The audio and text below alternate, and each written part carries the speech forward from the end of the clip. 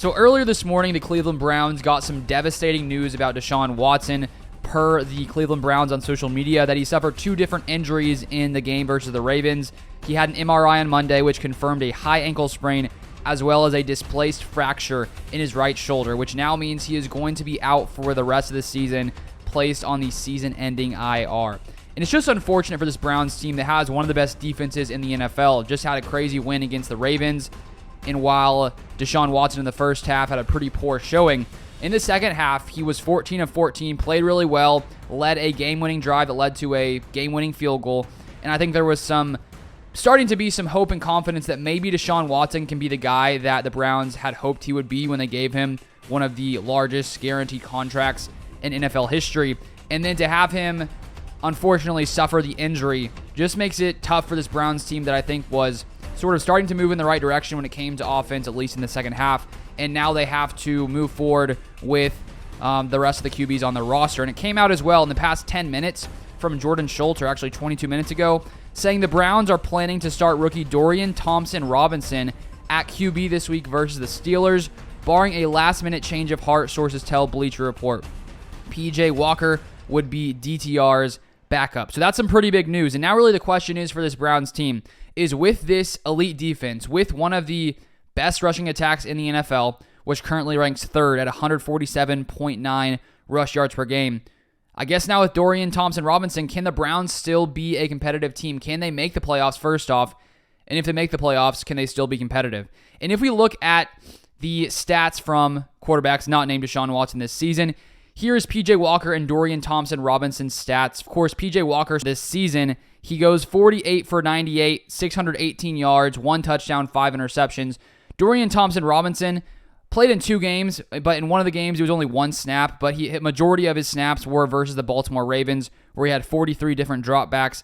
And in that game, he throws 121 yards, 52.8% completion percentage, 0 touchdowns, and 3 interceptions. So that was a tough game for him, not very good. And the fact that he is a very young quarterback, you just don't really know what's going to happen in the future if he is your quarterback. Is he going to potentially be able to keep this team afloat? We don't really know right now. And the thing is, when you look at that Ravens game, the Ravens have one of the best defenses in the league, I would still say. And it's a tough matchup for him there, playing in one of his first NFL games. He throws 0 touchdowns, 3 interceptions, had 5 turnover-worthy plays. So clearly he was not making the best decisions. But I would say, watching him in his preseason highlights, things like that, he has a lot of upside, especially when it comes to his rushing ability. And I would assume that the Browns, the fact that they've decided to start DTR, it means that they think he gives them the best chance of success. I think you saw what you have in PJ Walker, and it's not very good. And, basically 3 different games, 1 touchdown, 5 interceptions. At least with DTR, you have some upside, maybe a chance that he can take some strides forward as he starts to play. And so if we look at the rest of the Browns season, they have 8 more games. They're currently sitting at 6-3. They probably need to be at least 10-7 to make the playoffs.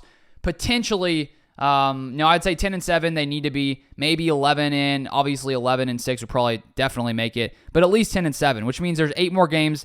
They're currently 6-3, so they need to win 4, most likely 4 of their next 8 games, potentially 5 to make the playoffs. And if we look at the remainder of their schedule, they have the 14th easiest remaining schedule based on teams' winning percentages. And here is the rest of the season: Steelers, then Broncos, Rams, Jaguars, Bears, Texans, Jets, and Bengals. So a few, I would say, tough games, like the Texans looking really good.